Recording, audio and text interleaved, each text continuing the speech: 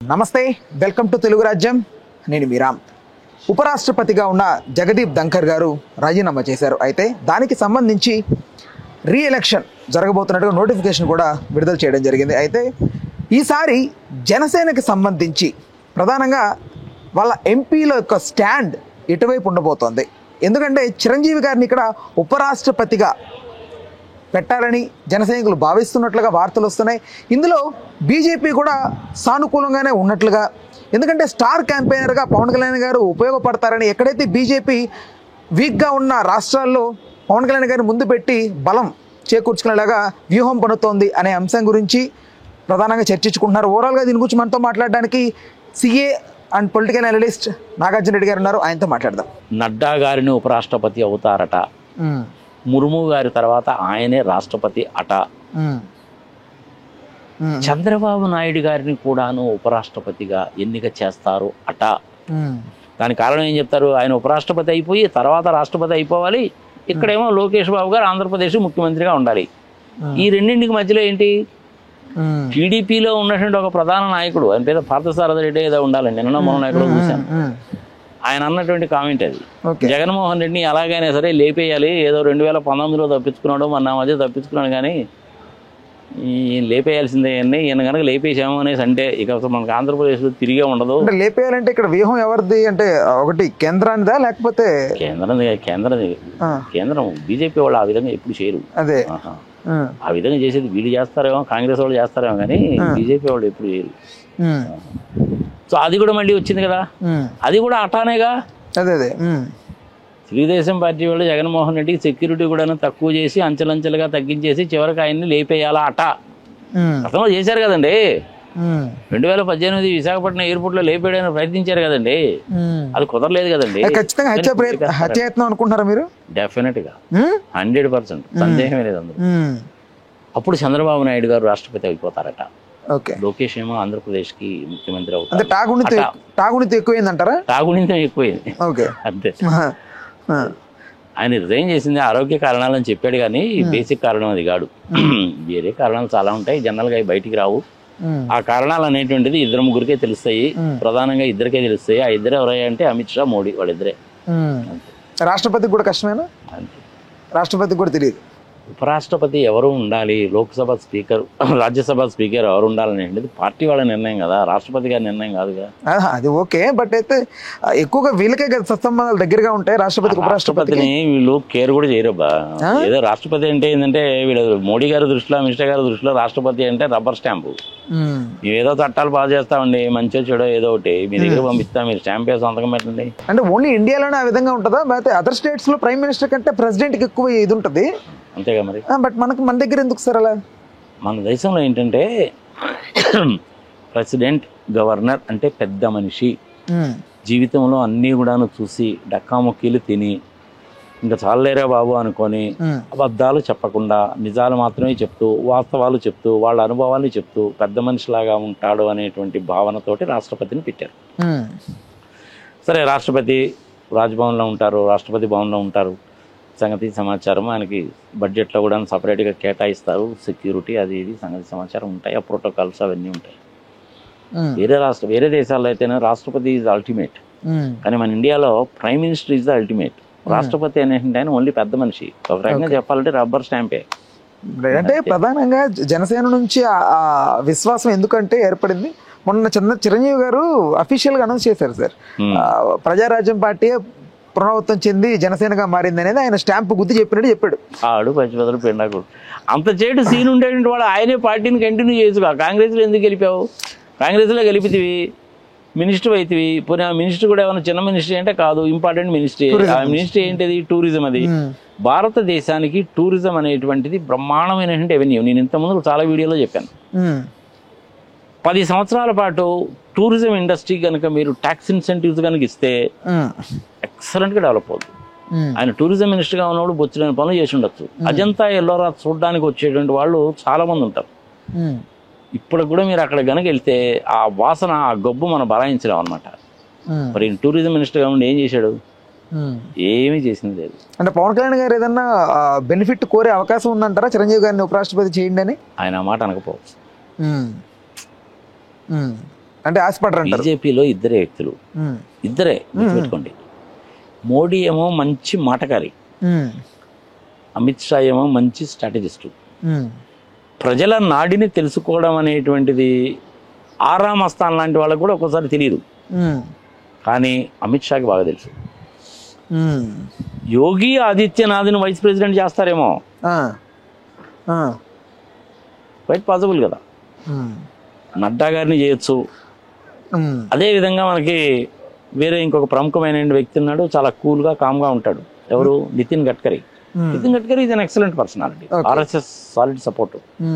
ఆయన మినిస్ట్రీ సంగతి ఆయన చూసుకుంటాడు, కానీ వేరే విషయాల్లో జోక్యం కలిగించుకోడు. అంటే ప్రధానంగా సనాతన ధర్మాన్ని టార్గెట్ చేసి పెట్టొచ్చా యోగినాథ్ని? అట్లా నడ్డా కావచ్చు, అదే ఆదిత్యనాథ్ యోగి కావచ్చు, నితిన్ గడ్కరీ కావచ్చు, లేదంటే మన ఫైనాన్స్ మినిస్టర్ ఉన్నారు కదా నిర్మలా సీతారామన్ గారు. సరే ఒక్కసారి ఒక మహిళని చేద్దామని ఆమెను చేసినా కానీ ఆశ్చర్యపడాల్సిన పని లేదు.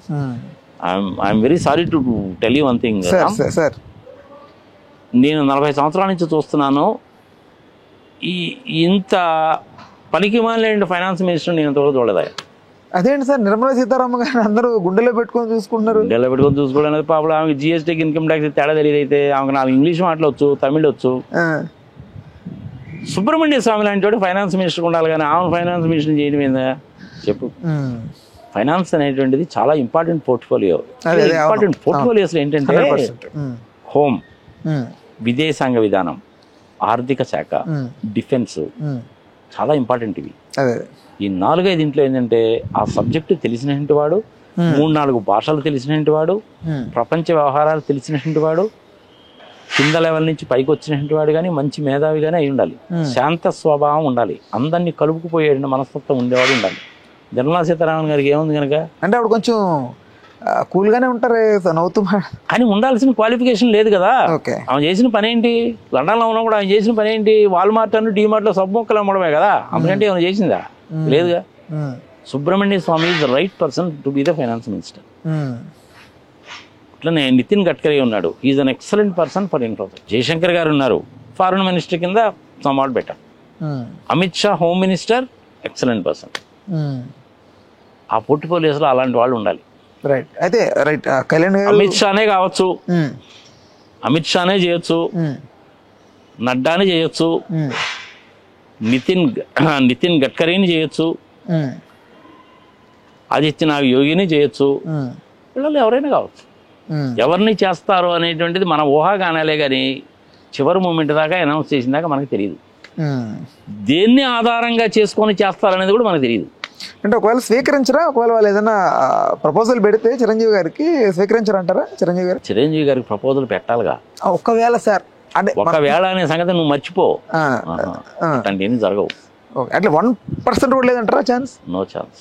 వాళ్ళు ఎవరిని ఎంటర్టైన్ చేయరు, ఈ చెబుతా వదిలేస్తారు, ఏం చేయాలన్నది డిసైడ్ చేసుకుంటారు అంతే. అంటే మోడీ గారికి సత్సంబంధాలు బాగా దగ్గరికి ఉన్నాయని కళ్యాణ్ గారికి, అంటే ఆయన ఏం చెప్పినా వింటారు, రాష్ట్రానికి డెవలప్మెంట్ కూడా కళ్యాణ్ గారే తీసుకొస్తారు. మోడీ గారు చెడు సంగతి సమాచారం చేసినప్పుడు లాస్ట్ టైం ఎలక్షన్స్ అప్పుడు వచ్చిన రిప్రజెంటేటివ్ కనీసం మేనిఫెస్టోని పట్టుకోవడానికి కూడా ఇష్టపడలేదుగా మరి.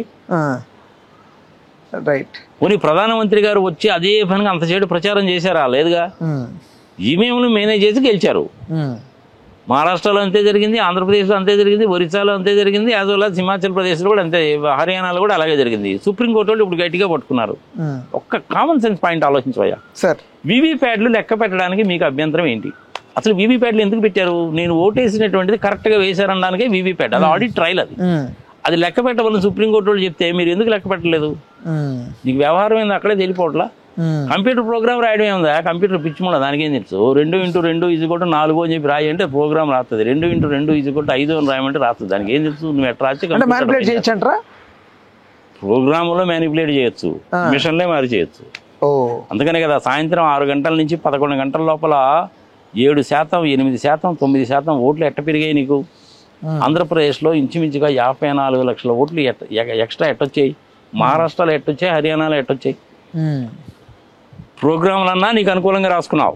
1:3 రేషియోలోనో 1:4 రేషియోలోనో రాసుకున్నావు. అది రాయడం పెద్ద కష్టమేం పని కాదు, ½ అవర్లో రాయొచ్చు. మిషన్లే మార్చేసావు. 60 లక్షల మిషన్లు కొన్నావా, 40 లక్షల మిషన్లు కొన్నావా? ఇంతవరకు ఎలక్షన్ కమిషన్ డీటెయిల్ చెప్పడంలా. అంతకుముందు నా ఎలక్షన్ కమిషనర్ పోతా నేను హిమాలయాలకు వెళ్తున్నానండి పాపాలు కడిగేసుకోవడానికి అని చెప్పాడు. ఇక్కడ మన ఆంధ్రప్రదేశ్లో ఉన్నటువంటి ఆయన ఐఏఎస్ ఆఫీసరు 20 సంవత్సరాల అనుభవం ఉంది. కొంచెం అన్న బుర్ర తలకాయలా ఉంటుందా మోకాల్లో ఉంటుందా ఆయనకి? కొంచెం ఆలోచించద్దు. బర్న్ట్ అనేటువంటి పదాలను ఇష్టం వచ్చినట్టు వాడితే ఎట్ట? సుప్రీంకోర్టు వాళ్ళు చెప్పింది ఏంటి? బర్న్ట్ సీడీని వెరిఫై చెయ్యండి అన్నారు. బర్న్ట్ సీడీని అంటే సీడీని బౌండ్ చేయమని అర్థం. ఈయన సీడీని మొత్తం బౌండ్ చేశాడు. వీవీప్యాట్స్ మొత్తాన్ని బౌండ్ చేయమన్నాడు. అలాంటి వాళ్ళని అసలు ఐఏఎస్ ఆఫీసర్ల కింద ఎట్ట సెలెక్ట్ చేస్తారో నాకు అర్థం కావట్లేదు. కావాలని చేసినటువంటి పని. మళ్ళీ ఎలక్షన్ పెట్టి ఎలక్షన్స్ మొత్తం కూడా క్యాన్సిల్ చేసి మళ్ళీ ఎలక్షన్ పెట్టమనండి. రాష్ట్రపతి గారికి అధికారం ఉంటుంది, జమిలీ లేదు పోలేదు తీసేవా బాబు, ఇవన్నీ ట్రంప్ కార్లు ఏదో అంటూ ఉంటారు. ఏం పొద్దుబాక అనే మాటలే కానీ ఎలక్షన్స్ కన్నా జరగాలంటే ఫస్ట్ పాపులేషన్ ఎంతో తెలియాలి. పాపులేషన్ తెలియాలంటే 2026 అక్టోబర్కో ఎప్పటికో పాపులేషన్ మొత్తం కూడా లెక్కలన్నీ కూడా రెడీ అవుతాయి. ఇంత ముందులా కాదుగా. పాపులేషన్ లెక్కలు చేయడం అంటే ట్యాబ్ పట్టుకుని వెళ్తే అయిపోద్ది, ఈజీ చేయడం. అది కులాల వారీగా పాపులేషన్ చేయమన్నారు ఈసారి. మోడీ గారు మొదట్లో ఒప్పుకోలేదు, మళ్ళీ ఇప్పుడు ఒప్పుకున్నాడుగా. 2026వ సంవత్సరంలో పాపులేషన్ ఎంతో కనుక తెలిస్తే అప్పుడు ఎలక్షన్ల గురించి ఆలోచించాలి. కాదు సార్, దేశ జనాభా పెంచండి అంటూ చెప్తున్నారు. ఏంటి నాకు అర్థం కావట్లేదు. జనాభాను పెంచితే ఎట్లా? ఇప్పటికే పెంచారు, సరిపోయింది మనకు, చాలు మనకు. 57% ఇండియాలో వాళ్ళందరూ కూడా యూతే, అంటే వర్క్ ఫోర్స్. అదే జపాన్లో, ఇటలీలో, ఈవెన్ చైనాలో కూడాను వర్క్ ఫోర్స్ బాగా తగ్గుతుంది. సింగపూర్లో కూడా ముసలి ఎక్కువయా. ఇటలీలో అయితే మరీ దారుణం. 75% మంది అందరూ కూడా 65 ఏళ్ళు 70 ఏళ్ళు దాటిన వాళ్ళే, పని చేసేవాళ్ళే లేరాడ. మన నుంచి తీసుకెళ్ళచ్చు కదా సార్ మన వాళ్ళని? తీసుకెళ్ళచ్చు. కొంచెం వాళ్ళు వలస రమ్మంటే రాష్ట్రపతి ఉపరాష్ట్రపతి ఎవరవుతారు అంతా అటాలే, ఇవన్నీ కూడా అటాలే.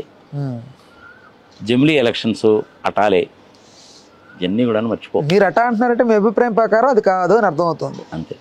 Right sir, okay. నమస్తే. హలో, తెలుగు రాజ్యం ఛానల్ చూస్తున్నారా?